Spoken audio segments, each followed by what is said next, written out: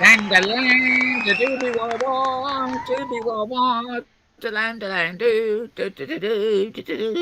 Oh, yes, sorry about that. Wow. Oh, hello, everybody. Thank you for that rousing reception, you wonderful virtual people. No, you're not figments of my imagination at all. You're wonderful. You're virtual people in the virtual audience, out in limbo world or something. Anyway, for your delectation, ew, this sounds like more like showbiz every minute, doesn't it? You got me. Yes, my name is Mal Burns. Mal is one word. Burns is another word. But in the interwebs, and particularly on Twitter, I get squashed. So to find me, you've got to go to twitter.com/Malburns, Malburns, all one word. You can also go to twitter.com/Metaworld News, the title of this show, but again, squashed. I don't know. They're like sardines. Yeah. The interwebs has made us all into sardines. Well, name-wise, anyway. Um, why am I telling you this? Well, I'm going to be discussing various news links shortly, and that's where you'll find the links. And most often, if you go to the links via my stream, you'll get to the exact page. Whereas on this show, I usually only give you the name of the actual site where the articles appear. Anyway, we'll get to that in a bit of a minute. I'm also joined, of course, by my colleague here, Mr. James Atlloud. Welcome, James. Oh, thank you, Mal. Has been another week. It has been. Beats the week before, which of course was another week. Or the week before, no, I'm confused now. In the ongoing saga. Okay, it's all weeks, yes, That's right. indeed. Well, I see you've got a nice moving T-shirt on again, in the tradition of an At Loud T-shirt. A loud Yeah. T-shirt. Yep. I'm Yes. having to dig in. I'm now digging into my wardrobe as again I'm not finding many new items in the Sansar store. But this is one I Yeah. had from a while back from Neo Zero's store, and Yeah. great movement, great color, and it's black. I couldn't be more happy.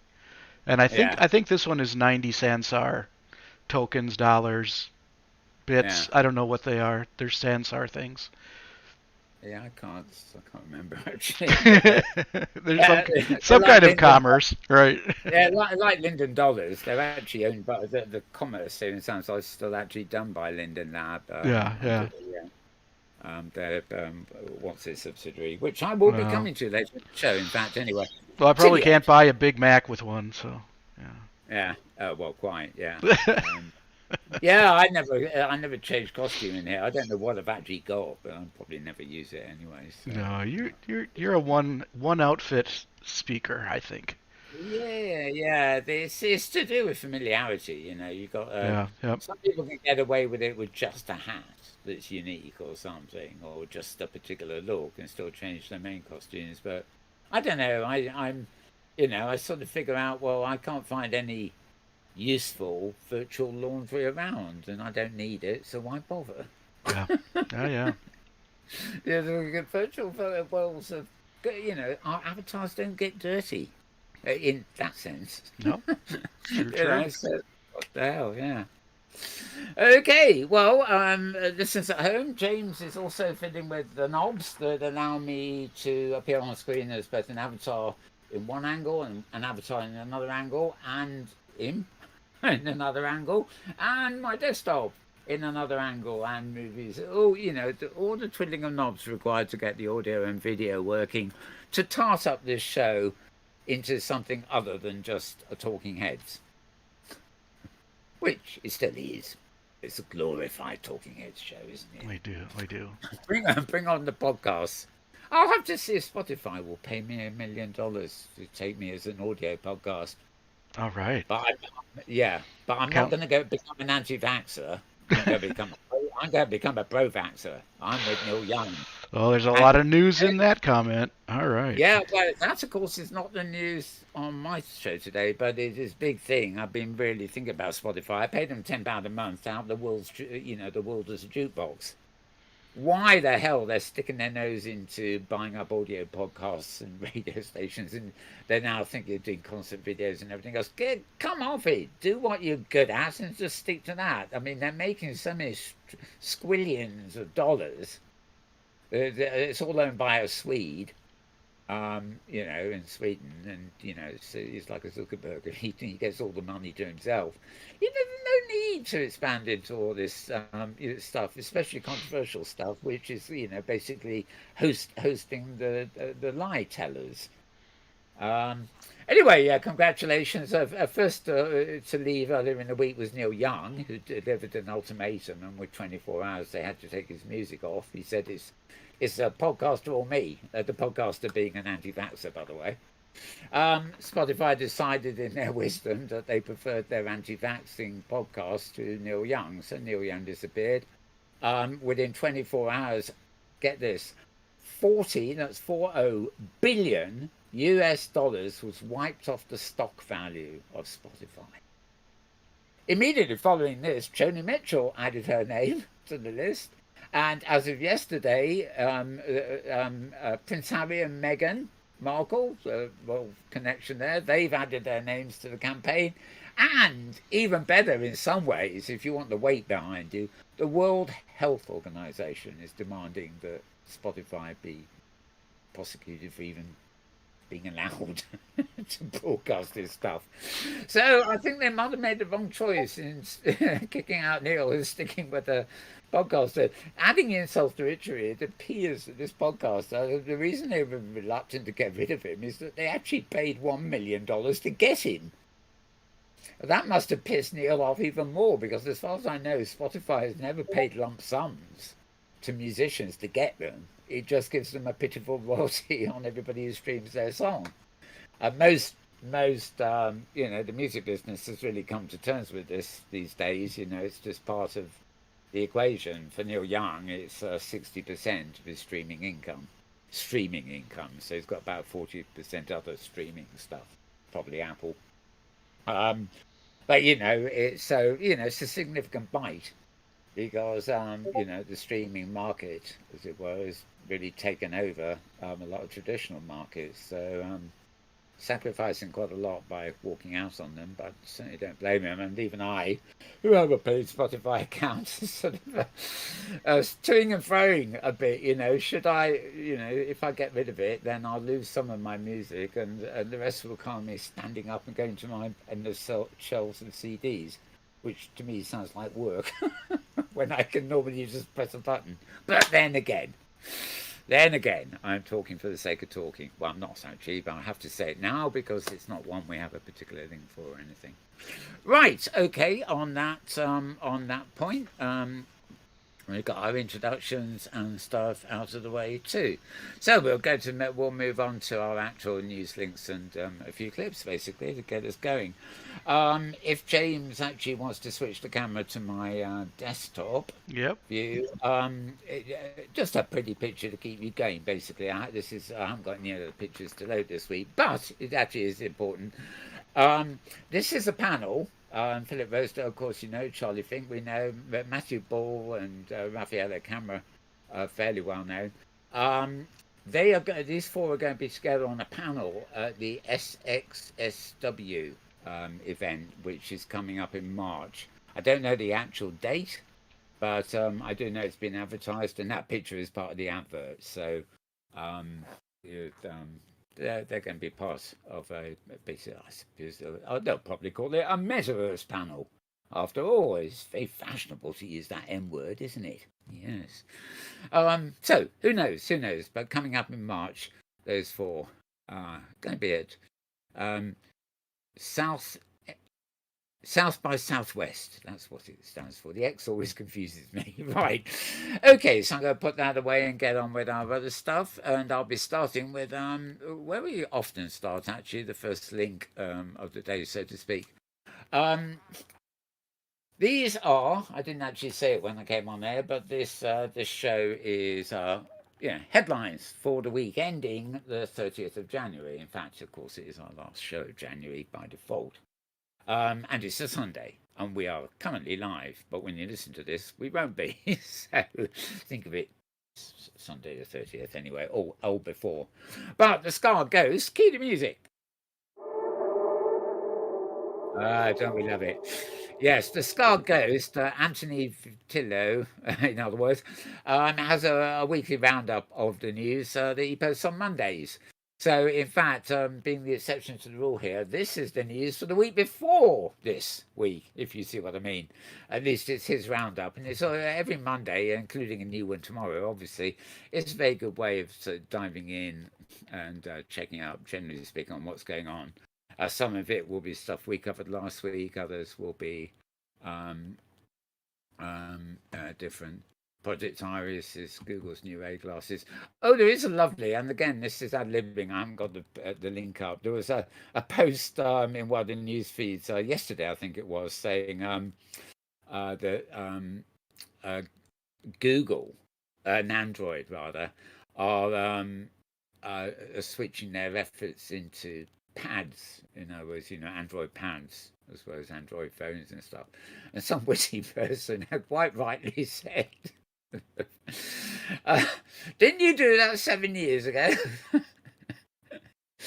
I mean, the implication being that Google have just discovered there's something called an iPad that they ought to be competing with, but I don't think it's that simple somehow. Just a typo, I suspect. Okay, Microsoft requiring, all this was last week's news, Bouchard, etc. HTC doing some discounting, but yeah, and a few links of things like Flat Earth VR and Stormland. Yeah, you can just go to scarghost.com to get this, and you can always check this out again. But I suspect if you go there tomorrow, you'll get the latest one too. So that is SKARREDGHOST.com is the link you want for that. Right, so I will dispose of that, and then we can actually start looking at some of the links that actually are this week. This is an old friend of ours. He used to come on Videocam with us back in the days of Metaverse Week in Review, would you believe? Yes, we did use the word. But that was 20 years ago. That's we could true. Be forgiven. Yep. We could be forgiven. Nobody else was doing it. Anyway, he's EPredator, Ian Hughes, has got this blog post up saying, the Metaverse is calling again. Think bigger. It's obviously his short reaction, really, to the renewed interest in the Metaverse. He used to work for IBM, and his actual job title was Metaverse Evangelist. But he left to form his own company called Feeding Edge, and that is where you go for his blog post. FEEDINGEDGE.co.uk. And it's a very short post, but basically it's him saying, we were there before, and we still am. Is what? And he does reflect on something he was responsible for with IBM, and that is in 2006. God, that is what? 15 years ago. Wimbledon, the famous table tennis, tennis championship. Ping pong. In this place called Wimbledon near London. It was held simultaneously in Second Life, and it really was. They had a very elaborate system set up at the Wimbledon tennis courts, where trackers actually were able to mimic the movements of each player in the match. Of course, bearing in mind in tennis, it's just like two people hitting a ball back and forth, really. So the position of the ball and everything was matched, and the avatars in Second Life, as it were actually in sync with the players on the tennis court in Wimbledon. There was very minimal lag, I hasten to add. I was just going to say there was a lag, as you might expect, but it was quite fascinating because people could actually sit in this virtual copy of Wimbledon, and well, a sort of virtual copy, and actually watch the tennis matches being played out by the avatars who were actually literally move for move copying the real world ones. Which was more exciting, the broadcast TV or the Metaverse TV? I'm not quite sure, but I mean, it was proof of purpose, really. It was done by 8bar, a group called 8bar. You see the raising the 8bar in the picture there. Yeah. Anyway, so data from elsewhere integrating into their cell in 2006. And he refers to the ongoing discussions about interoperability of the M word or virtual world platforms. So either or there. Choose your M word or not, as the case may be. So, not a long article, but it was really announcing I'm still here and that's what I did, and the talk is about still doing it, sort of thing. Right, so moving on from that one, feedingedge.co.uk. Next, we have a site called Musically.com, Musically, and this was a for sale, an event called Connect. Basically, they had a keynote about music and the metaverse. And as you can see, those three were taking part along with a Vicky Norman is not pictured there, was moderating it. Let me see. I've got a feeling if you're on the website for this, you can actually, I believe, link through. I don't know whether it's a recording or whether it's just a summary of whatever. But yeah, this article has a bit of a summary of what's there. They're talking about DAOs. They're the big new thing since NFTs. I'm not going to go into them offhand. There's a link coming up that will do. And I like this sentence. It says, no matter which metaverse definition you go to, whether it's Matthew Ball's or the one from Neil Stephenson, the metaverse is always something that's persistent, always on, and it's interactive, and it's alive, she said. Right, so as I say, just go for this. The website is called musically.com. musically.com. And on the off chance that doesn't take you to the full page, then remember to follow twitter.com/Mal Burns to get these links in full, so to speak. Moving on. Yeah, these look fun to walk in. I better scroll down so you can see them. These Cyberpunk Boots will let you walk inside the metaverse without moving from the spot. And looking at these, I don't think you'll be able to move from the spot. They look like, can you imagine wearing a big pair of bricks and being stuck in a pile of cement drying? How are you going to walk in those things, I ask you? It's all a bit of overkill, and of course you have to have a headset to get into get the moves, don't you? Look at the guy on the right. It looks like he's dancing, not in VR. Anyway, yeah, I really put this up because the photograph looks so absurd. But there again, some of the helmets still look equally absurd. Boots that give off a Pacific Rim vibe. You won't even have to leave the spot you're standing in to walk your way to distant worlds. I don't quite see this, obviously, if I've got a headset on, I don't want to walk into my walls. So, I don't want to actually kind of, well, I don't know, maybe I will wear them, but I won't wear these because they're just so cumbersome. Your legs will still do the sort of walking thing, won't they? So you are going to move on the spot. I don't know how they're really going to be to control. If you're going to control them by an auxiliary device, then it's just like using the arrow keys on your computer, forward, back, left, right. So, I can see, boots that track you and stuff like that, add-ons to a pair of trainers, but those, well, come off, please. Maybe it's just me. Maybe all of you are crying out, oh my God, they've got to have one of them, or two of them in this case. I don't know. Actually, maybe you could. No, we need smell before we get feet. I joke. Well, yeah. Well, then you can slip over in VR and actually smell what your shoes have landed you in. Yeah. Yep. Yeah. Yeah, I'm not even going to go there. Anyway, there's a little video of the simulator boots here. I don't feel 150. That's really cool. I really feel like I'm walking forward in the room. And I almost subconsciously thinking, am I going to hit the end of my play space? Screwing with my brain. I don't know quite how you choose this glide back business. That is because he is walking. Remarkably convincing. I mean, I can clearly tell that there are things on my feet and weird things are happening under my feet and my balance is off. However, I am convinced that I'm way farther away from the origin point than I thought. Like, my brain is absolutely buying this. Well, better him than me is all I can say. Right, so you can find this link at a site called Yank. Polite here. I shall spell it. YANKODESING.com.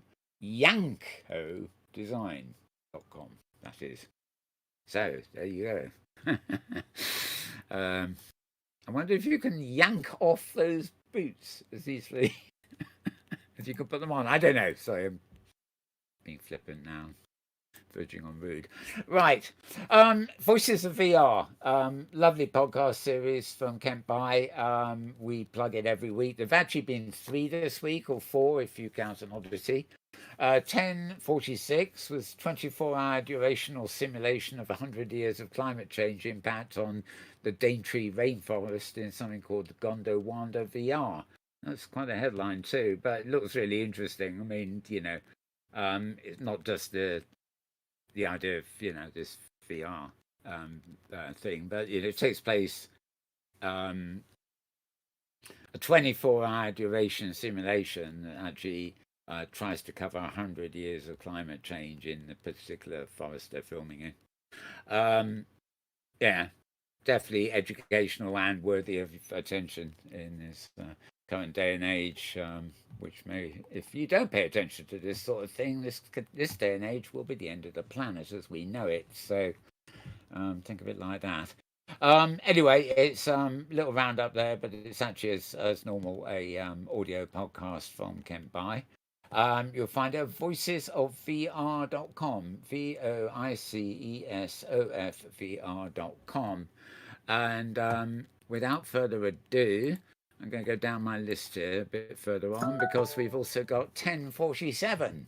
Yeah, they really have had nearly 1,050 broadcasts. This one is also educational. This is translating the threat of nuclear annihilation into personal stories in VR with Sophia on the morning you wake to the end of the world. And that is a kind of interesting sort of thing. I'm going to quickly skip forward to I'm going to take a break here actually if only no let me first go to the one we want. Okay, right. This is actually a little clip that accompanies that article we're looking at on the morning you wake to the end of the world. On the morning you wake to the end of the world, take your body back to the clay, to the place our kupuna taught us life began. First pole, then coral, then slime, then a whole universe fitting into a space smaller than a grain of sand.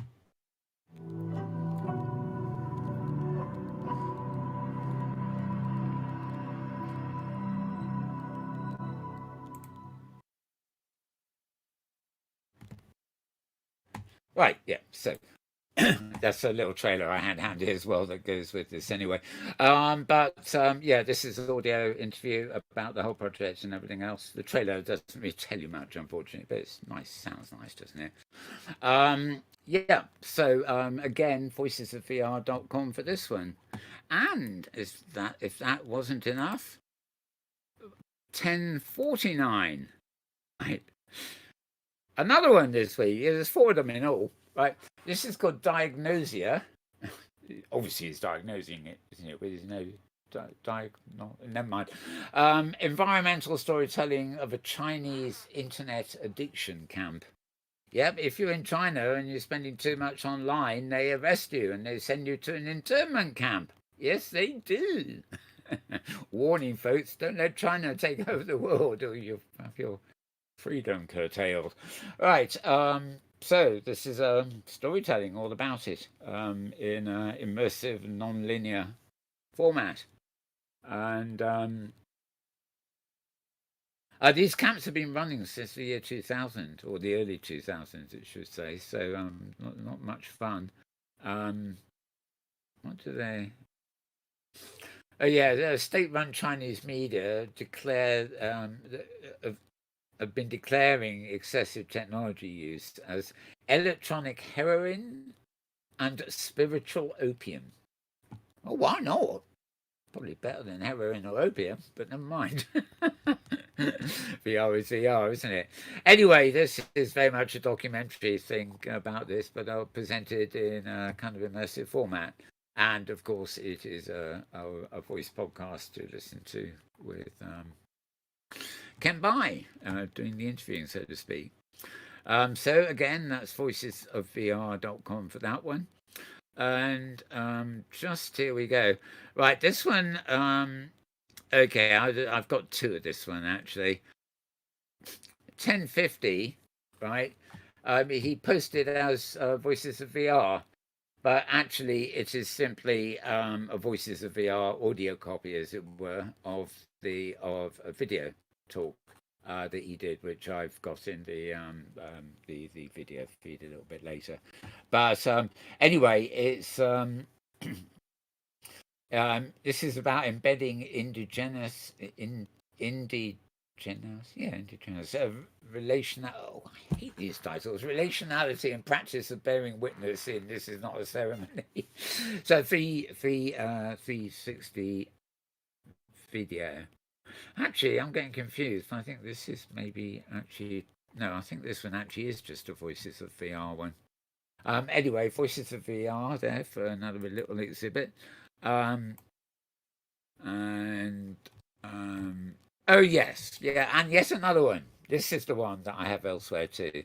1048 is actually a copy of his recording. He's actually on this panel at Gamesbeat, which has been happening all this week, and he's part of a panel where they're just talking about into the metaverse. But this panel was focused on ethics, as you can probably tell there. This is actually the second of Gamesbeat Summit. They had one, I don't think it was even quite a year ago, called Into the Metaverse. This is Into the Metaverse 2. And obviously using the M word for, well, probably obvious reasons. It's fairly quite wide-ranging. But there were quite a lot of interesting panels on this, which we'll get to at the end. Also included in this, I'll show you a bit of it at the end, but not all of it because it's quite long. The first interview I know of that actually features both Philip Rosedale and Brad Oberman, who's actually the owner of Second Life these days, talking together, which is kind of interesting because they were, fielding the questions back and as a questioner as well, and they were fielding it back and forth. Who's going to take this one? Philip got most of it. I think Brad was a bit shy, but anyway, we will come to that anyway. But and we'll come to. I've got an embedded version of this if you wanted to, but if you want to get it straight from Kent, as it were, then go to voicesofvr.com, and it shows up weird here, but he's got an embedded copy of the video himself. It's one of these weird ones where I don't know why the embedded copy is microscopic on the page, but there you go. So voicesofvr.com, and with that honestly, that is the last voicesofvr.com for today anyway. Right, okay. Moving up to the top again. Two posts from The Guardian this week. I'm glad to see that The Guardian really sort of take an interest in the M word a little bit, but I'm not necessarily in favour. But very intelligent, but not necessarily endorsing attitude. I've seen the Metaverse, and I don't want it. It's just a dramatic title. It's only got a lot of retweets, I should say. So maybe I don't know whether it's the title or whether it's the sentiment. Okay, guys talking about having done all this stuff for 16 years, been to Iceland with EVE Online and everything else, embedded Zuckerberg job. Talking about how they can be liberating. It's it's a kind of educational, information kind of review. The main thing about that title is the conclusion he comes to is that really doesn't want it. There's mixed reports or research coming out these days saying that this is going to be the biggest thing ever, or that no way is it. I think most people read the releases from Meta and or Zuckerberg's, promotion of it and don't really go into it much more. They just take his word for it that it's a new thing and they don't fully understand it, but they bluff their way through articles anyway. Whereas others who actually examine it rather carefully and think, I think it's really rather stretching, stretching possibilities, at least within the short term time frame. Yeah, and obviously emphasis on gamers because gamers really did pioneer the parallel technology to virtual world software, really, and hardware for that matter. So you'll find us at theguardian.com, which is a UK celebrated newspaper, of course. TheGuardian, and if you go to twitter.com/Mal Burns, you'll be able to find a direct link to the actual page. The Guardian is a big newspaper, so you might find yourself needing to do that, as it were. No, I'm not plugging Twitter or anything like that, am I? Right, there's another Guardian article down here too somewhere. I'm going to try and find it quickly. Yeah, here we are. Similar theme. More recently this week, actually, this was yesterday, Saturday. The metaverse is dystopian, but to big tech, it's a business opportunity. And unfortunately, this relates to what I'm really just implying. Anybody who looks at this seriously, especially Zuckerberg's dream, I think will conclude this is dystopian. Even things like Ready Player One and Snow Crash that invented the phrase, showed that it was as much dystopian as anything else. So it can't go that way, basically. We all look forward to this future, but not this particular future that some people are envisaging and other people are repeating endlessly, as I say, without fully understanding it.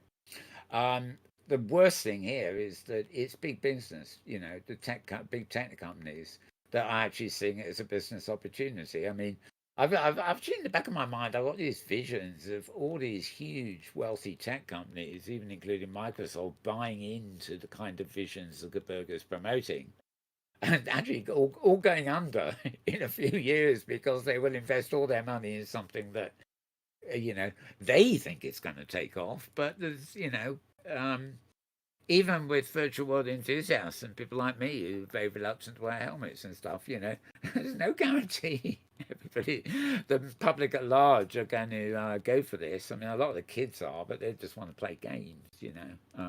That's the headset surge over the holiday season is, Christmas presents for the kids.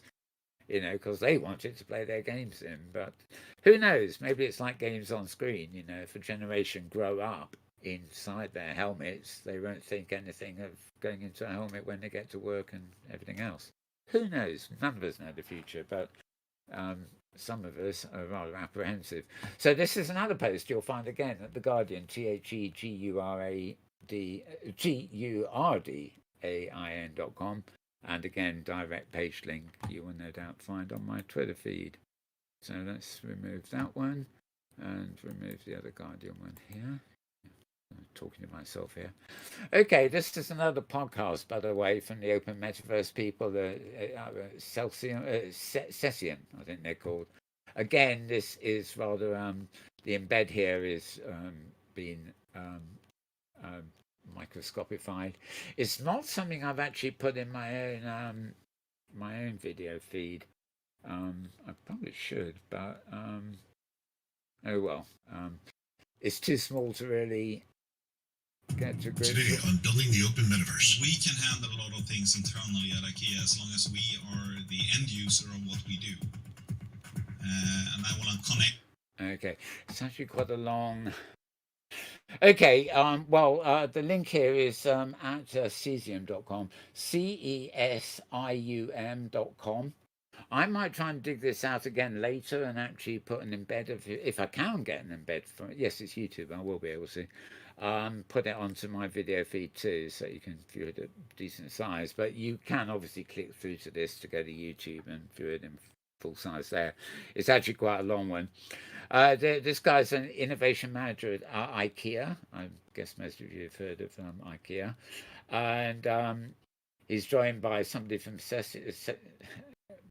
Patrick Cozy from Cesium and Mark Petit from Epic Games. And they're talking about building the open metaverse, discussing pioneering work in computer graphics, spatial computing, 3D development at IKEA, and his advocacy for open standards as in his role as vice president of the Kronos Group. So interesting high-level stuff here. They're getting a lot more, with our open metaverse groups and stuff at the moment. The kickback against, Zuckerberg's empire idea, includes, people like the Kronos Group as well as individual virtual worlds and operators.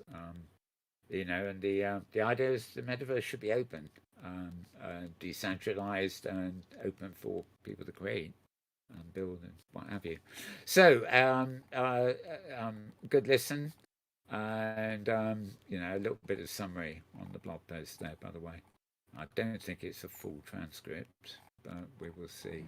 Okay, so cesium.com is where you want to go from that, and hopefully during the course of next week I'll get it into my video feed. It's not one I obviously did not catch it while I was watching it and embed it. Right, moving on. Actually, I'm not going to remove that. I'm going to keep it there. Keep it tagged. Right, now we return to that man with the sound effect, the scarred ghost. Sorry. Right. He's been doing a few editorials recently. These are his predictions. This is Tony, of course. My predictions for virtual reality in 2022. And I would not. I think I'd trust a driverless car more than I would trust a headset-wearing car driver. But anyway, that was a photo he took when he was doing his piece on something called Hollow Rider. I mean, would you? It actually looks even more cumbersome because he's having to wear the face mask underneath. It's all, well, we might as well just have full body armor and walk around like cyborgs or something. Keep the viruses at bay at the same time. Anyway, he says always in January he likes to play the speculation game and make personal predictions. I try not to fall into that, but a lot of people do want to put their personal predictions up at the beginning of the year. Oh, that's funny. Months of preparation and 1 hour of event to explain the metaverse. No one understands it.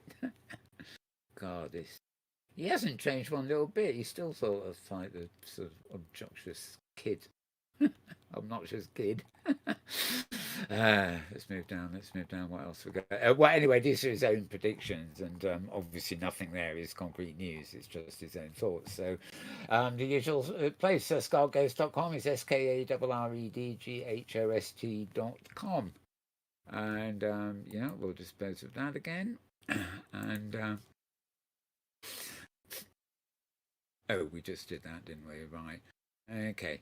Now, a bit more up to date. Wired.com had an article this weekend called "How to Build a Better Metaverse."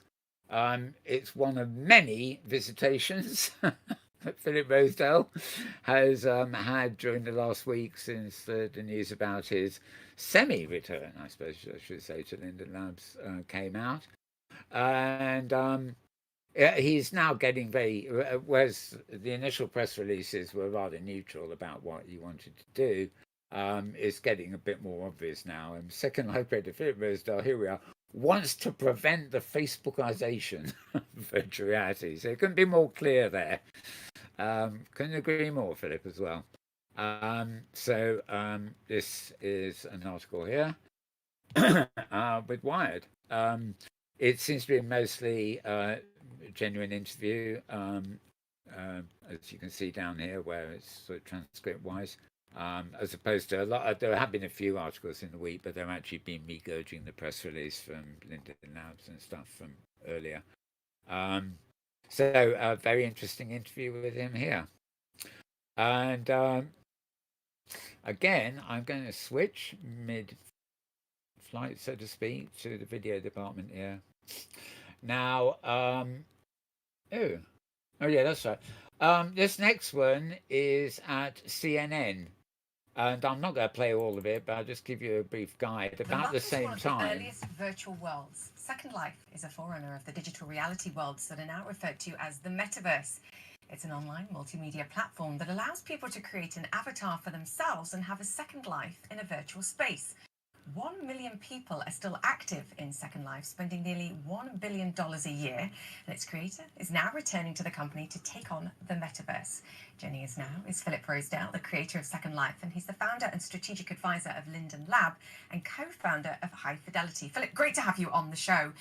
You're back, but you left in 2010. Welcome. And if I chart your course since then, you've been in the same concepts and the same themes, which is creating sort of an internet-connected virtual world. What's the appeal? I've thought a lot about that over all the years that I've been working on this stuff. I think for me, the excitement of the internet from the very beginning was the idea that you might be able to get people together in a shared space where they could make things and they could communicate and they could do business with each other and just sort of, recreate another world. I was fascinated with seeing if I could do that. Why is that better than what we can do in real life? Or picking up a phone or an email? It isn't necessarily. I think that's one of the cautionary things for us all to think about as we build these types of worlds. But it is better because you do feel like you're talking to somebody face to face, which even over Zoom, as we all know in these last couple of years, it doesn't quite work. And so the allure of standing next to someone in a virtual world as an avatar instead of a person has a lot of appeal. And of course, even more right now with COVID having happened. How does the Facebook's vision of Meta differ from perhaps what you envisioned for better or for worse? And how does it compare, I think, to the social media platforms and the amount of time that we spend on those today and how they work versus the Metaverse? Do you anticipate us spending some more time in the Metaverse even than we have done on social media? Because there's cost and benefits there too. There certainly are. And I think what we've learned about social media, particularly in these last, say, 10 years, has taught us a lot. I think one of the most important distinctions that can be made as we build virtual worlds is to change the business model, just as what we're seeing in social media, to be something that is never harmful to people. The business model of advertising and of targeting and influencing people's behavior, of surveilling their activity, which is prominent in social media, is something that we can't bring to the metaverse. The good news is we don't have to. Second Life makes a great business today, and it doesn't do ads, it does feeds instead. But would you argue you could have a better business by targeting? Because that's the risk, isn't it, in the metaverse? It's the same kind of playbook. I think if we get into these tight loops where companies are optimizing to make money around behavioral modification, we are going to see some very dark outcomes, such as those predicted by science fiction. But it doesn't have to be that way. In fact, Second Life as a business per person makes more money than either YouTube or Facebook per person per year, say. And its basic access is free. So it doesn't necessarily have to be the case. But there certainly, as you say, is a strong argument for pursuing advertising as a dominant model, given how much impact it's had on the tech industry. That's a fascinating point. Is it scalable? Can you maintain that monetization per person, scaling it up to the kind of number of users that the likes of Facebook or YouTube have? Because it makes sense to me when you've only got 1 million users, but if you scale it up, then by definition the fraction changes. I think that's true, and we will have to find out. And I hope to be one of the people continuing to help guide that process. But I do think that larger services, say a media service like a Netflix, or a provider that's charging a sort of a fixed fee and giving you access to a library, is some evidence that we can do it. That virtual worlds can not harm people as they're increasingly widely deployed. What about the moderation of content too? I actually do love the idea of being able to engage with different people and engage with people all over the world in this kind of alternative universe, but you're never quite sure who you're engaging with. There's dark corners that can be found in any kind of internet community. How do you moderate that kind of behavior? I think moderation Moderation at scale is going to be a big challenge, and one that, as you say, we've seen a lot of experiments. I don't think we've seen the right way of moderating for virtual world. I think what we've learned from Second Life is that enabling people to have the right amount of strength so that they can, work out their own tensions between each other is a fundamental thing that is, of course, true in the real world and should be true in virtual worlds as well. But that's quite different than what's been moderation, say, in chat rooms. And I think we can't do the same thing in the virtual world that we could there. What are you going to do at Second Life? What's the game plan from here? Right. Well, I would happily play the whole thing, folks. It's probably only another 5 minutes, but it's not my place to do so. Sadly, short of actually going to CNN.com and seeing if you can find this in their archives. I mean, it was midweek. There's not, as far as I know, any other place to get this. I mean, I'm actually showing you an offline copy I got hold of. So, yeah, maybe I shall have the opportunity on some program or whatever to show you a bit more of it at a later point, but it's not going to be now, especially as today's a bit of a template for getting things shorter. Right, okay, so this what am I? Oh, I'm sorry. No, sorry, I'm looking at the wrong thing. I'm looking at my clips again, aren't I? Right. Okay. I'm going to move on with this while we're at it. Okay, so talking of offline clips that I've got lying around here. Right, that has. Let's do it now, for just so we have a little bit of a. No, we won't, because I still got a couple on Linden Lab here anyway. Okay, so this text article, as I said, the interview with Linden Lab, Philip, is at wired.com,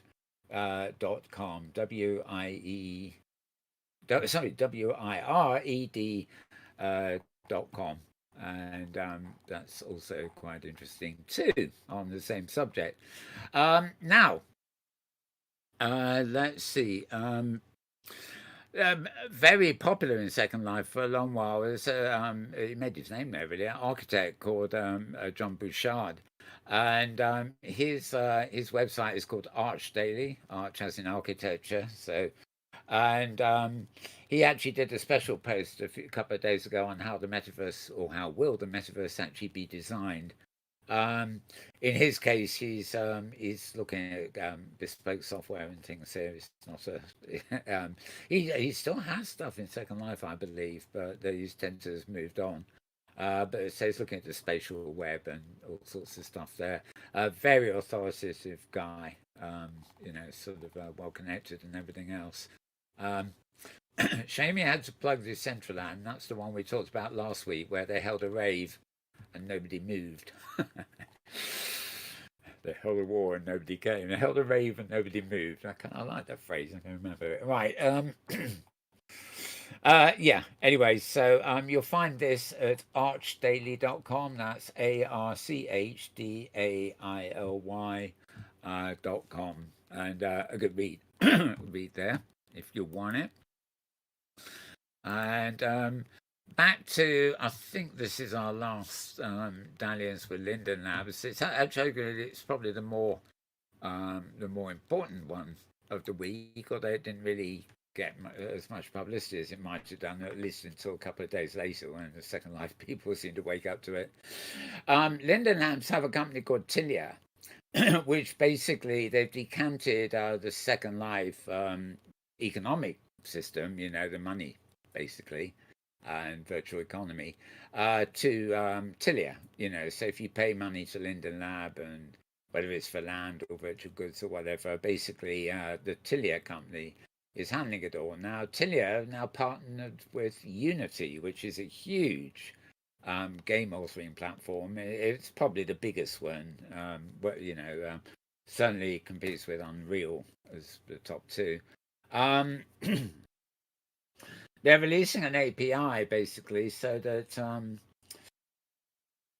the money transmitter and end-to-end payments platform is now Unity verified solution partner It means Unity's quality assurance team has vetted the Tilia API for Unity and ensured that the API is optimized for the latest version of the Unity editor, providing a seamless experience for Unity developers.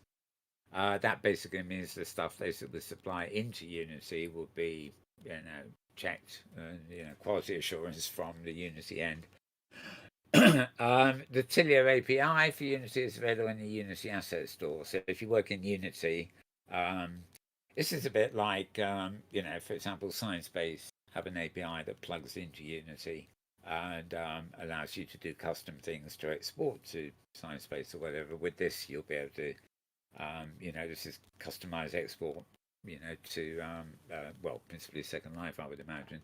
It does raise the issue of whether the same system would also work with OpenSim, and even if Linden Labs at some point might want to take the retail and parts of the in-world economy out of their own game and extend it into other games too.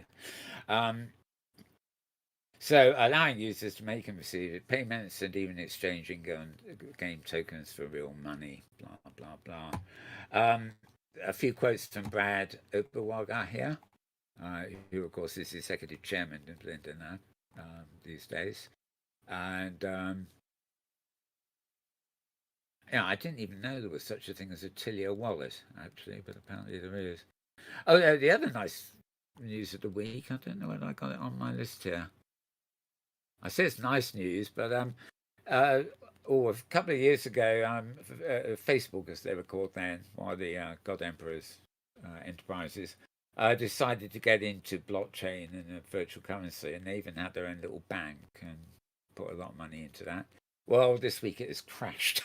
They've actually managed to sell it to somebody for next to nothing. Basically, God Emperor's given up on banking, virtual banking, should we say? Right, but that's an aside raised by this.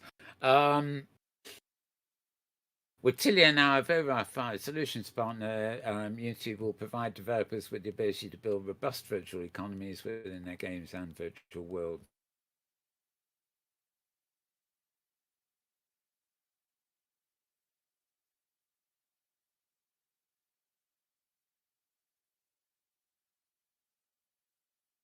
Well, Mal has gone quiet. I'm wondering if his internet has broken. So I'm going to put up a little bit of technical difficulties, and we'll see if he finds his way back.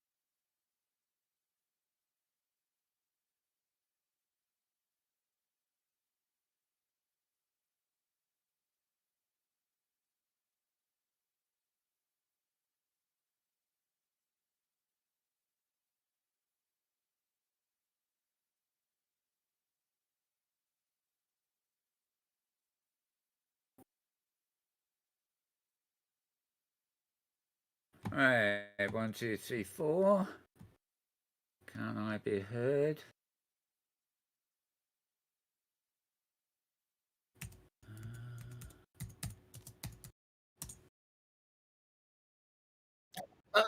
Oh, wonderful. Right.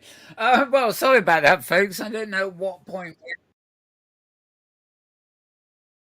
Oh,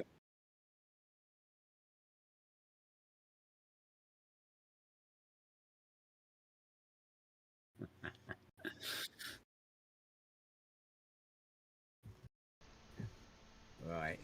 Ready? Welcome back, Mal, in audio anyway. Oh, yes, very good. I do have to relocate myself in the grand old world Mm. of wherever we are. So, favorite places. Let's see. Click visit. And hopefully we'll get there. Yes, I'm afraid I had a major hiccup. It's actually the second today. My ISP Virgin Oh. uh, did a funny thing, and I seem to have an area. I'm not sure what's happening to YouTube either. Um, Hang on, something's odd here. Got to visit. Well, I still have the stream going, so it hasn't stopped. Okay, I can see the right. Well, stream. Yep. okay. The studio cannot be found by Sensor apparently. So Oh, well, what fun. this is one of those things where I have to log out and log in again and hope it remembers who I am, which it took me 3 tries earlier today. Well, shall we But just continue with your screen yeah, sharing? yes, you've got that anyway, I haven't have. you? We've got that. Yep. Oh yeah, okay, folks. Well, you don't really need to see my avatar. We can just continue talking like this. My apologies. I don't know how long I was away for. Basically, the piece we were looking at was Linden Labs' partnership with Unity through their subsidiary Tilia, which is a sort of payment platform. Tilia Direct enables robust in-world payment. Tilia Wallet provides capabilities for stored value for assets and wallet management and enables user-to-user transactions. And Tilia Pay enables the redemption of tokens or fiat for real money, allowing payers to cash out. So they've a lot of additional subsections to Tilia these days that I never really realised. Anyway, I'm given to thinking quite a bit about Philip Rosedale's return as consultant and the many ways in which if he wants to address the greater metaverse, it might be done. We were showing the CNN clip. I can't show you more, but he did. He skirted any real announcement, but gave an idea of the things that he was actually interested in tackling, and certainly extending commerce outside Second Life itself would. He didn't say it in so many words, but I would see those thoughts, kind of happening there, as a kind of thing. For those of you, for those of you watching on video, you will still see the pussycats playing around with the vinyl.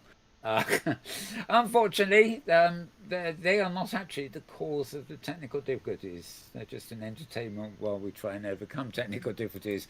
Yeah, and actually, Mel, I'm seeing the current stream right now. Oh, right. Okay, then let me. So I see your screen shared on YouTube, and I see all that. Okay, well, I'm just going to refresh my monitor with YouTube in the background here, and hopefully that will be. Bring it up to speed. It probably lost the stream and then sort of didn't start it again. Connecting software to go live, blah, blah, blah. And, 59 minutes. Oh, we're not doing too bad this week. Yes, there. I can see you. Yep. Oh, yes, it would be you. And yeah, of course, I'm not there. You're not there. I've got to stop looking in so many places trying to figure out what's going on. Quite honestly, you don't really need my avatar to be watching this. In fact, I'm going to do a little experiment while we're on air here. All right. And this is I have a form of avatar taken from photos that I sometimes use here on things like Zoom calls. And oops, that's not what I wanted actually. All dark and gloomy. Right, select source. I want to use remote face. Here we are. And hopefully this will load for you. Oh, hang on.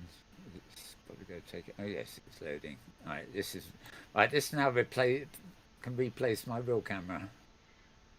So Okay. if I was doing this and we were, outside a virtual world, I could pretend I was inside a virtual world. Mm-hmm. By I don't know whether you can't split these, can you, James? So I cannot. No. no, you'd have to have that separately. But it did occur to me sometimes you see vloggers and things doing, where they've got themselves up in a corner. Yeah, or that something. works there. Yeah, you miss a bit of the page, but actually it might work better if it's outside. Yeah, so it's a little experiment. We might have to use this in future on occasions. So I'm here, and this particular avatar is a pretty good likeness of my real self, actually. Can you Because it's send that through Discord, Mal, rather than through ScreenLeap? Good point. Hang on a second. I can, no doubt. Okay, forgive us, folks. We're a little less than professional at the moment because the difference is you're going to actually have to see me fiddling around in the background here. But I'm going to turn on camera. And I've only got entire screen. I don't want that. Applications. Okay. Oh, hang on. Hang on. Application. Hang on. What do I want? I want to turn on a camera. Nah, not that one. I don't know whether I've got a feeling that it may not. Hang on.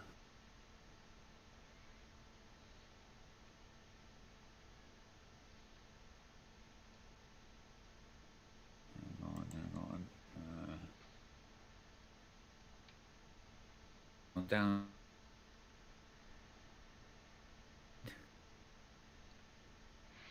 We may exceed your internet capacity. That's possibly true as well. Now I'm actually trying to find a place to change cameras. I think it's actually only supporting the. Hang on, user settings. Let's see, appearance, voice and video. Here we are. Input devices, output devices, input mode, video settings, test video. Right. No, it's I've got two webcams to choose from. Unfortunately, and a video background, but I can only, that particular camera I can't choose by the look of it. What I might be able to get it to come through is a screen share though. So let me just I'll share your screen and available screens. Which does this one do? Okay. Go live. Oh. Oh no, I don't want that. Where's my screen share gone? Oh, can't win. Okay. Oh, it's just been slow, isn't it? Right, so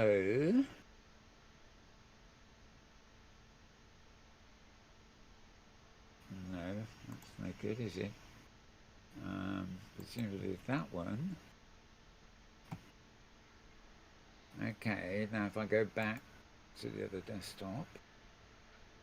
Oh, it's like doing a tutorial. This when you don't know what you're doing yourself. I don't know what James can see now, but if I can see many things.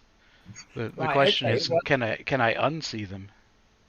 Well, no. What I'm doing now is if I'll just make that camera bigger, so you probably have got it in Discord now. Yeah, I see it in Discord. I also see it on ScreenLeap. Oh, right. Yes. If I keep it in a separate window out of the way, what have you got now? Can you? I think I can find it. Give me a second. Oh, I'm watching on YouTube. It seems to be. Oh, yo-ho-ho and a bottle of rum. Mm-hmm. Yeah, I can see it coming through on YouTube, so that's kind of fine. So if Yep, you, there it is. oh, it's still showing on top, right? In other words, you're not. There it is. Right. Okay, well, I'll carry on. But it's up there if we can use it. Mm-hmm. I don't know how it is to swap between the Screen Leap and the Discord window, Not a but problem. it's a good little avatar because it's got it's my real face on mapped to it, and it syncs. The lips sync. Sort of, well, actually, the lips never stop. That's the problem, even if I stop talking. Okay, so we were talking about Linden Lab there and Tilio partnering with Unity. I got myself totally off track now, so I'm going to leave that one. You can find the press release this by going to lindenlab.com, lindenlab.com, and find that there. Right. And we already did that one too. This is good. We're getting somewhere now. And we did the 3D commerce in the Metaverse, didn't we? Oh, well, I'm keeping that for another reason. Right, okay. On to Charlie Fink's usual roundup at Forbes.com. So Forbes.com. And obviously, it's talking about Epic acquiring a rock band, developer Harmonix, VR townships expanding, and deepfakes in the Metaverse. So his concentration there, I hasten to add. Yeah, some interesting stuff here. And, almost none of it is duplicating anything that I've covered. It's obviously a very different brief for them too. This is this is the written roundup, and it's fairly short at Forbes. There is. I think I saw a podcast version of the what was normally a video one, but it hasn't come through yet. So that will obviously be in my video feature in a week if it ever pops up, kind of thing. It doesn't pop up every week now. So.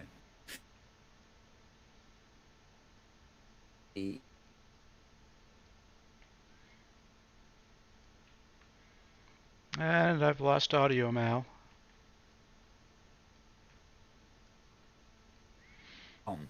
Oh, and I hear you now. Yeah. Oh, I went away, did I? Mm-hmm. Oh, that wasn't helpful. I didn't know I'd gone away. Never mind. This is awful, isn't it?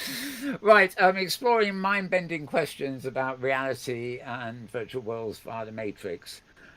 This is there've been a lot of reviews about this in the week. A philosopher called David Chalmers has looked at a new book out this week called Reality Plus, and it touches on virtual worlds and all sorts of things too. In fact, the subtitle is Virtual Worlds and the Problems of Philosophy. And anyone who looks seriously into this stuff is going on raving about the book.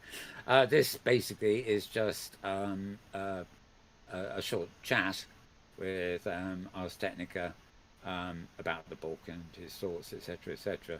I haven't got the book and read it yet, but it's one I will probably pick up if I can find it easily enough. Does sound like a meaty read of the type I like.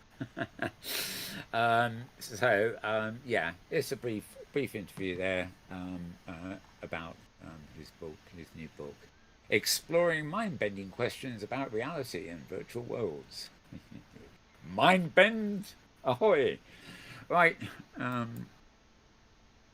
Okay.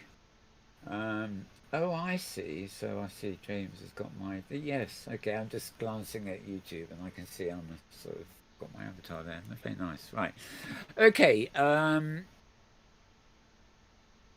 This is at CNN.com again.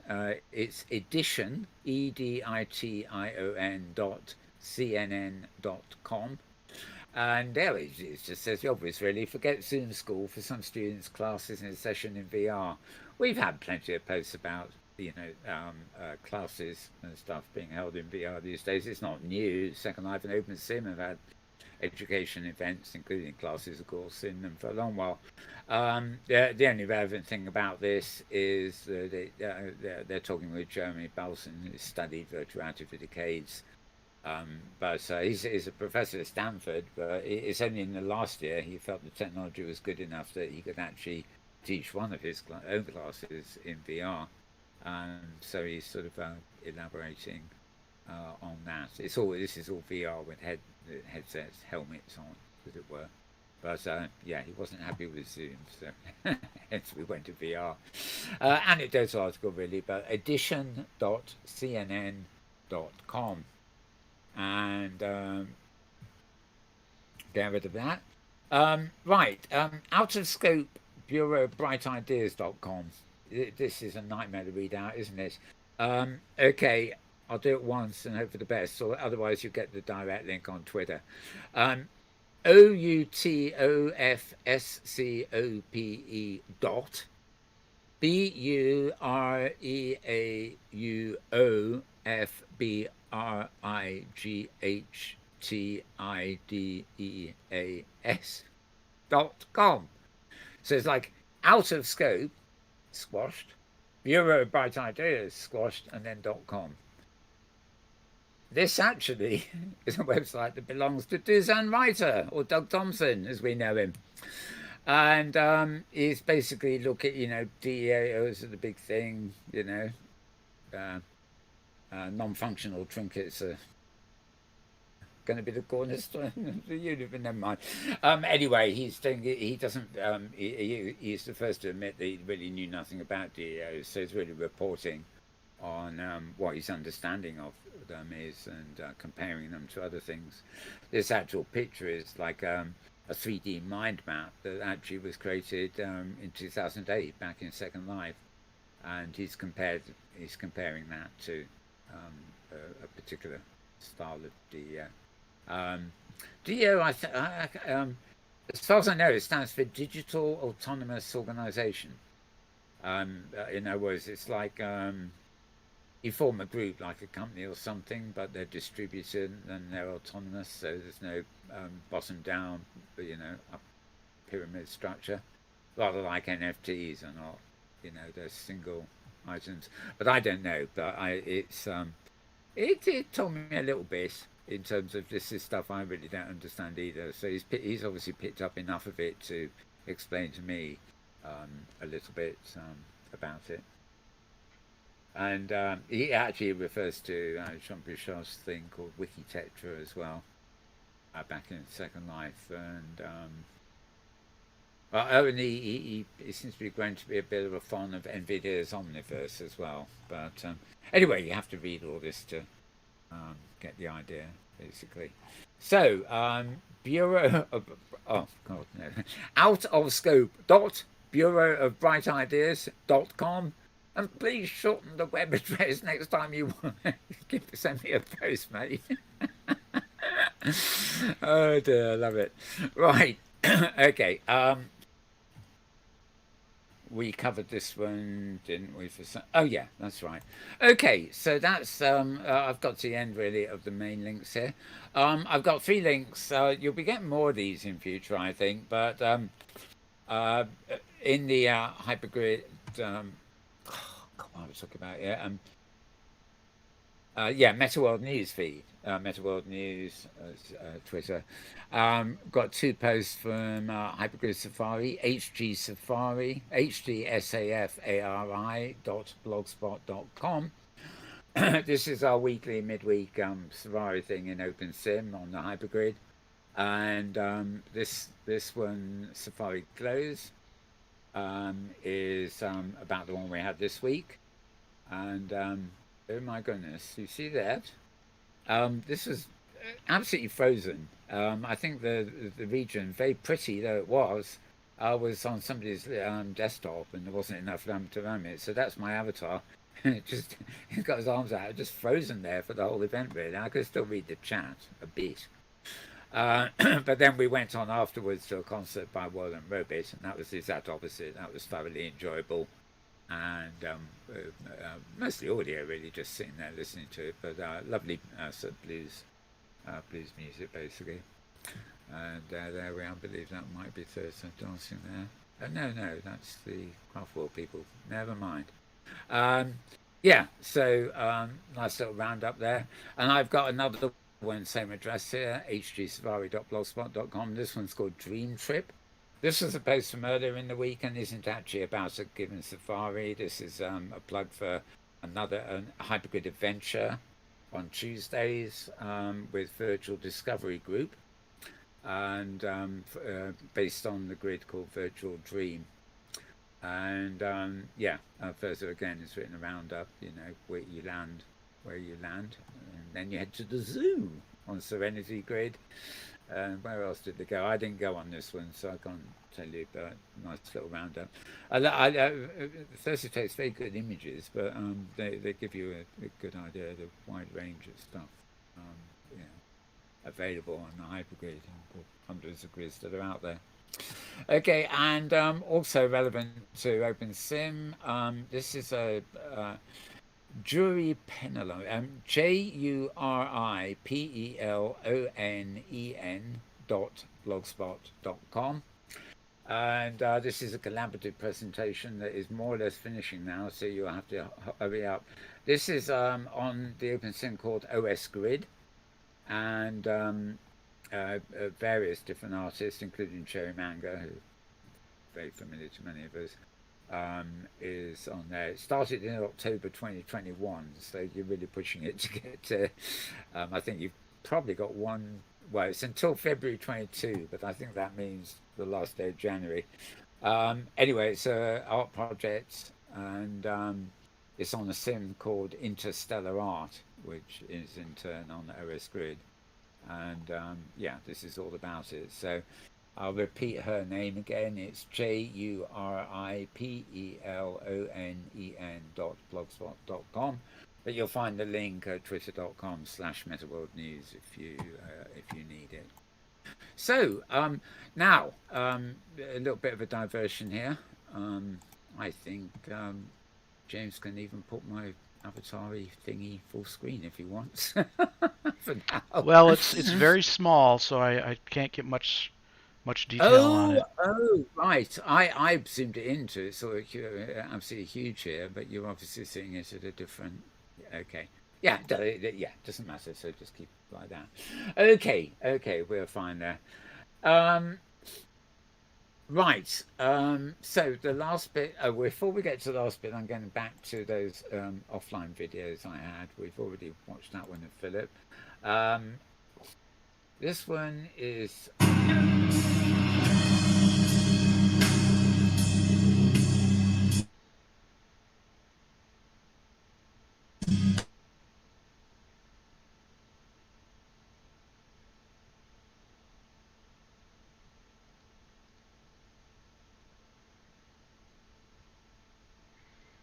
Mal, I'm not hearing anything.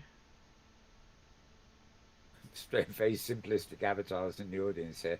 Looks a bit like Vibella because you can see there's a face over one of them, and a mixture of mocap footage and virtual. I'm losing your audio pretty regularly here, Mal. Up a bit. So can you hear me? I hear you now. Yeah, it's dropping out quite a bit. I don't hear you now. Plenty of RAM here. Okay.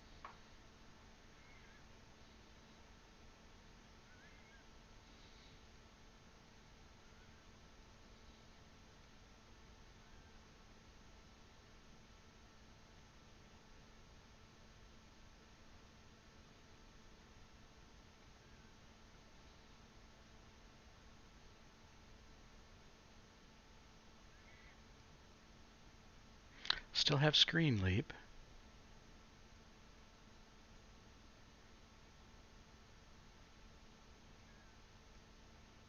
But Mal is gone. I'm going to put up our technical difficulties again.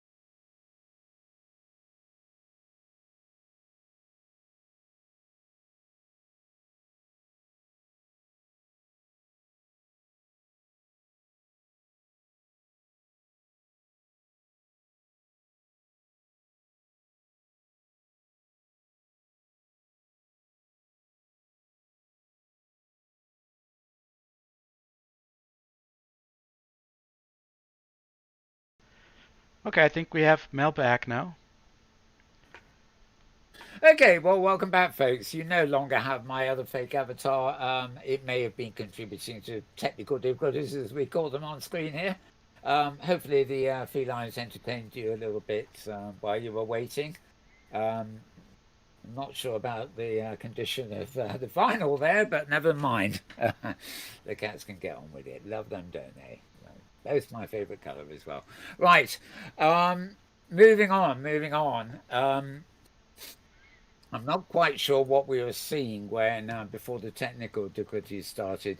So I'm just going to quickly load up. I was showing, well, it's an old clip we were showing now. I've got one more offline clip to show.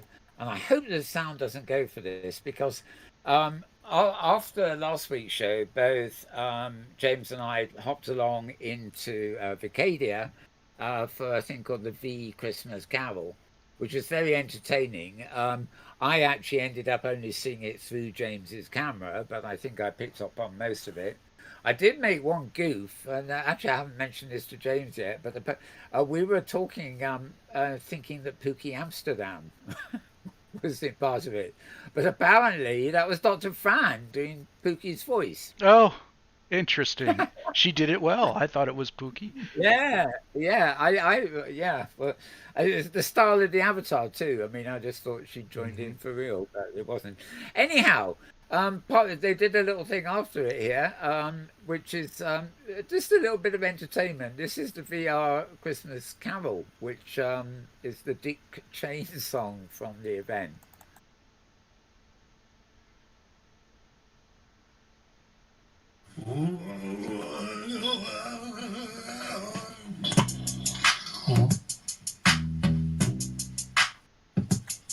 I've got some beat going, purge going, shit going, fake going. Tell me what you want, cause I got some. Got the money in the bank, but I'm gonna get rich. Gotta push it to this children, gotta sell it to this bitch. GOP, FBX, GPT, or MP3. I switch it, steal it, and I mint it as an NFT. Maybe it's your passion, but I don't give a shit. As long as I can read it, then you are buying it. And you don't really want it. But you're gonna get it. Cause I'm defeated all the deepest of your doubts. And you beat it down with the view of this and now. Take a ride on the dick chain. Take a ride on my dick. Take a ride on the dick chain. Take a ride on my dick. Yo, peace out. Oh dear. Well, excuse the language. We are an adult channel. Not for kids. Yes, verified by YouTube as not suitable for kids. So there you go. Yeah, they're a lot of fun and games as by all, I think. Did you enjoy that, James? Oh, I enjoyed it. Yeah, it was. Yeah. Funny old thing. Yeah, great references. I mean, it was really a very topical performance, and so they had a lot of very entertaining interpretations of our virtual world. Yeah. I think in fact it's there were a lot of in jokes there for sure, but I suspect most of the audience there would have been au fait with all the in jokes. So yeah, it's a great little fun that they put on. And of course, our friend Marcus Llewellyn was what was he, Scrooge or something, the main part? But I mean, the part Right, the character visited by the ghosts in the Dickens Christmas Carol, right? Yeah. Oh yes. Sorry, that's not Scrooge, is it? That's something. Yeah. Or is it? No, it is Scrooge. It is Scrooge. Yep. Yeah. But that the allocation name, was sort of it was closer to being a selection of in jokes than following. It just followed a vague thread of the Christmas Carol story, basically. Presented it well. Okay, so the final bit, we've got a few more videos, but these are not the cigar play. These are just on my regular Mastodon feed. So it's MASTODON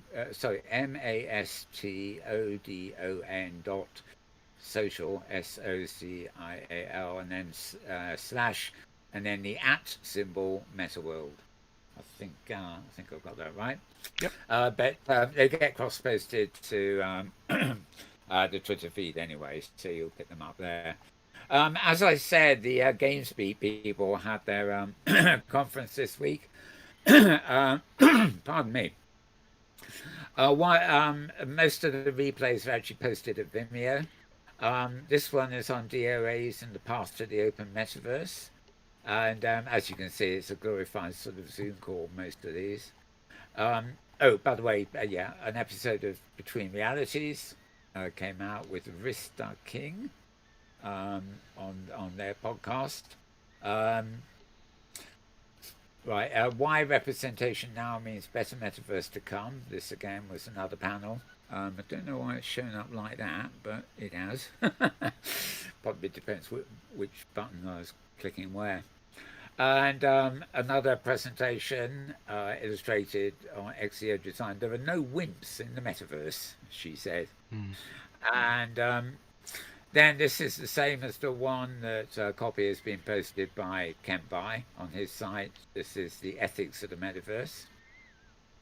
And then the main, going down there, coming down a bit here. Earlier in the week, we had the VR download. Did you listen to this? I know it's a favorite of yours, James. Yeah, I truly did. Yep. Yeah. Okay, talking about Apple. Yeah, the opening article on the Apple headset. Right. Yeah. US investigating Meta. So good to see that some more people have got it in for the aspiring. Yeah, and the VR download, they now have the new Horizon Facebook avatars, the new Horizon Meta avatars, and I'm not as happy with them. But no, and actually, I think they opened with a conversation about right. Explain what they are, and I thought, oh God, this is getting silly about it. Yep. Go to Samsung, go to OpenSea, anywhere but Zuckerberg land. Right. Anyway, they're still doing their best to do a decent show, so good on them until they find a decent studio somewhere at some point. And then the final one again is the Metaverse, the past and future on Vimeo. Sorry, the past and future. This was obviously not a Zoom call. This was a recording with Philip Rosedale and Brad Omerman. That they obviously pre-recorded it because I actually got a call from Philip when he was trying to set up Skype to do it. No, that was the CNN one. But let me see if I can. Yeah. Hi, everybody. I'm Ina Fried, Chief Technology Correspondent for Axios. I'm joined by Brad Oberwager, who's the chairman of Linden Lab, and Philip Rosedale, the founder of Second Life. Philip, you've been gone from Second Life for quite a while. Earlier this month, you announced you're coming back in an advisory capacity, but coming back to Second Life. Why now? Well, as you said, I've been away for a while. Officially, I've been away since 2009. Although I've always stayed in touch with the company and have kind of kept abreast of what's going on. But from 2013 to now, I started a new company, High Fidelity, and we originally wanted to design an entirely new virtual world based on the VR headsets, the Oculus Rift and now Quest. And several years ago, we realized that those headsets were not going to be successful yet, especially for the kind of social experience that Second Life has created. And so we started thinking about what to do. So our company got smaller, and we also started working on 3D audio, which is this very unique component, I think, of what we're all going to someday come to see as, the metaverse. And we focused on that, and then we started thinking about what else we could do with ourselves and how we could, reinvest ourselves or work more on virtual worlds, and that brought us back to Linden Lab. I've known Brad for quite a long time, and Brad actually bought the company about a year ago, and we decided to bring 7 of our team at High Fidelity, myself, and some of our patents and some of our money over to Linden Lab and keep working there. And you're going to be an advisor. You're not working full-time. You're not running the show, right? I'm an advisor, and I'm helping with, thinking about strategy and product. I'm an engineer, originally, and I just absolutely love the guts of, how do we make something like Second Life better and better. Brad, catch us up, because a lot of the people, even for the folks young enough to have been around Second Life when it was sort of at its peak, long since moved on to other things. I think a lot of people would be surprised to know that Second Life has been up and running this whole time. What's the same as it was a decade ago? What's changed? Who's spending time there, and what are they doing? I'll parse that out. So, Second Life didn't go anywhere. In fact, it's been growing. It did go through a period where it wasn't growing quickly. There's been a COVID bump, as you would expect. And what happened, though, was it wasn't just people came back because of COVID. These metaverses, they depend on social interaction. We call it concurrency. So how many people are doing things with each other, or engagement, whatever term you want to use. When more people start to reside in Second Life, it becomes more enjoyable. When it becomes enjoyable, you spend more time there. And so really that's what's been happening over the past 2 years. People are coming back. We obviously know logins and things like that. People are spending more time. More people are coming in. And just people are enjoying it a lot more. It's just it continues to be a better experience, not because of the technology. It's so enticing to say, oh, these new technologies are making the metaverse. As you pointed out, the metaverse, or the concept, has been around for a long time. In fact, we were so lucky that Philip's coming back, because without the history, then it's a tech play. And that's not really what the metaverse is all about, proven by what's happening right now. So people are coming back for a variety of reasons. One of the most compelling reasons that people are coming back is a lot of us have seen things in technology, for example, the creator economy. So Second Life dedicated itself and committed to the creator economy before that was a word. So 18 years ago, it just celebrated its 18th birthday. 18 years ago, Second Life didn't build anything other than the gaming engine that it sits on. Second Life enabled creators to build things and create an economy around that. Creators are doing it for the love of doing it, but they're also doing it to make money. And so Philip's one of his major contributions to the way this is all going to work in the future is he allowed for an economy to develop, and a lot of people are coming back for that as well. And I remember, again, this has been a long time for me too. You would fly around, you'd maybe buy some outfits, that sort of thing. Is that still what people are doing, or what are the people that are spending time? What kinds of things are they doing? So the primary thing about the metaverse and about Second Life and about the way we think about the future is it's social. So that's the number one thing that people are doing. People don't play Second Life. They reside in Second Life. And so you reside where you're going to be with friends. If Philip has an island and you have an island and I have an island and we build 22 bedroom houses on our islands and we're just the only person there, it's not that enjoyable. There's a density around Second Life. And so again, people are coming back and they're interacting. They're going to bars, they're going to churches. People get married in Second Life. So that interaction. And then there's commerce. To your point, they're buying things. Our number one person takes $2.8 million a year out of Second Life. It's a $650 million economy annual. So that's a big thing. That's a lot of economic power. And so why are people hearing about Roblox and Minecraft but not Second Life? I think that those two things have been examples of, similar but different ideas that are important. People have built incredible stuff with Minecraft. You see these amazing videos, but but it's also an experience it's different, and it's mostly actually for Minecraft for kids, a bit older kids in many cases than Roblox. But I think those have been things that, just by their sheer numbers, in terms of how many kids have been using them, have made people think about the possibilities for big open worlds like Second Life.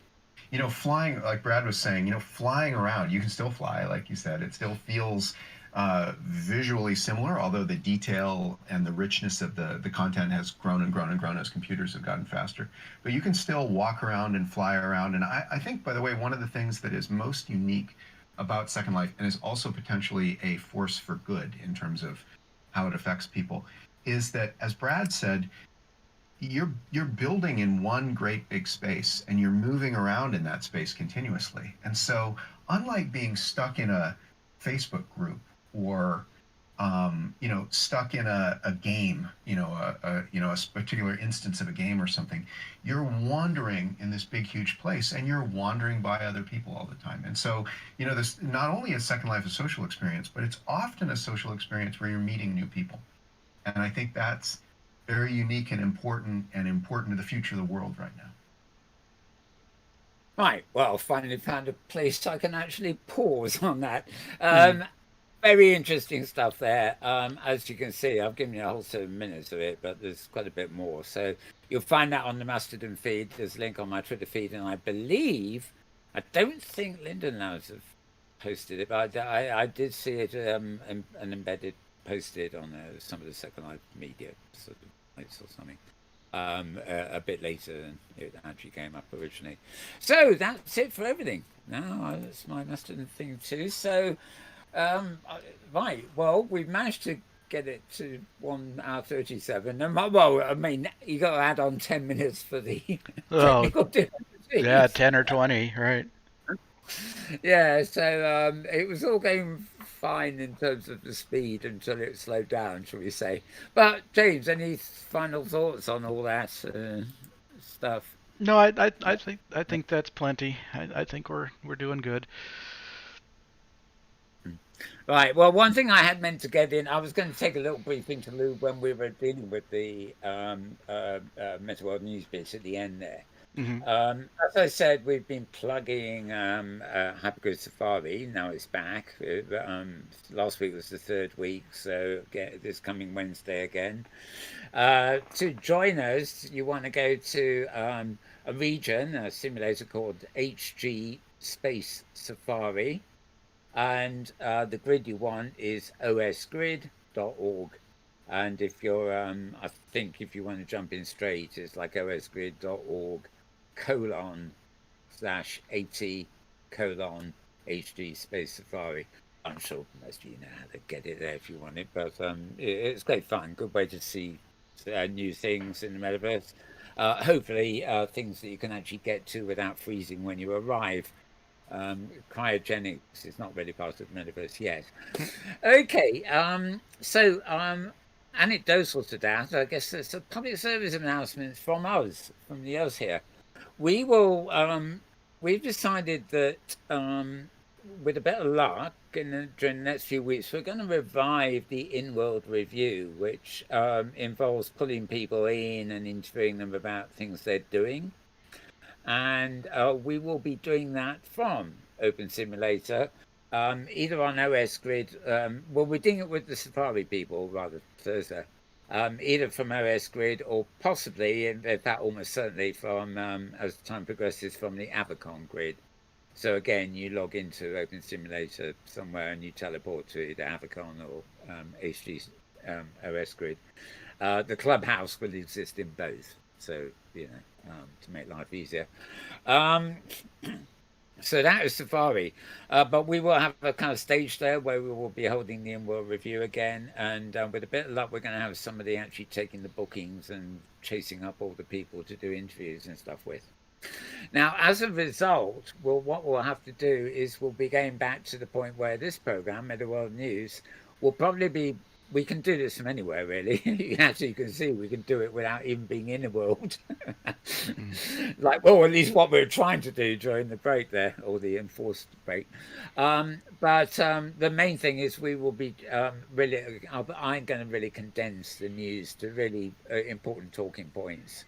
So we'll spend maybe half an hour, 45 minutes talking about things, and then we will transition to the in-world review like we did before, and do some interviews and stuff. The idea being that the two programs combined will occupy roughly the same space as this one has been doing. Less of this and more of the other, as we say. And well, maybe so 3/4 an hour for one and an hour for the next. It would be a target sort of thing. We shall see. But basically, James is quite keen to move us on for the Sansar, which we suspect may not be around for long. We'll keep the studio here if we need it, but and we'll probably be here next week. So just keep following the program as it is. But yeah, every so often, we all feel the need, at least I do, for kind of change, and this will be taking us a bit back to closer to our incarnation when before Metaworld News became a separate program, basically. And I'll still keep them separate because they're easy to embed as two separate things, but we'll see what happens. But particularly, I'm looking forward to meeting some avatar creators. The avatars of people creating and hosting regions and stuff on OpenSim, where there is an immense variety to kind of choose from. And I think there's also a possibility that we might, on very rare occasions, send our in-world broadcast into Second Life again. Not every month or anything like that, but it's there may be people we want to interview, and we can actually just zoom over there to do an interview and then record that and then come back home, so to speak. So a lot of different possibilities there, so to speak, and would like to hear your thoughts on any of this. Our chat room on YouTube seems to be a bit quiet today, but I've had to reboot it a couple of times. So I didn't see anybody there, Mal. Yeah. Most people get in the way. So anyway, that's our sort of vague plans. Anyway, that's it for now. I keep turning to my other screen, expecting to see my avatar. So I keep forgetting he's not there. James is doing it all for you, you see. My seat is empty, we see. So my voice from the ether is about to say, hope you enjoyed the show. We will see you same time next place. And maybe I can even do a sort of disembodied duet with James, because when we talk about XR and MR and VR and AR and all that, at the end of the day, of course, we are. Yes, indeed. So from James and me, it's good night, good afternoon, good morning, whatever it is, wherever you are. Stay safe, everybody. Stay away from viruses. Keep your masks on. Stay indoors. Work from home if you can. And if anybody suggests otherwise, and whatever you do, don't change channels on Spotify and start listening to anybody other than Neil Young, Johnny Mitchell, and so forth, because they will be trying to tell you to go out when you shouldn't be, he says. Anyway, that's it for now. We will see you next week, and who knows what is in store then. Who Bye knows? For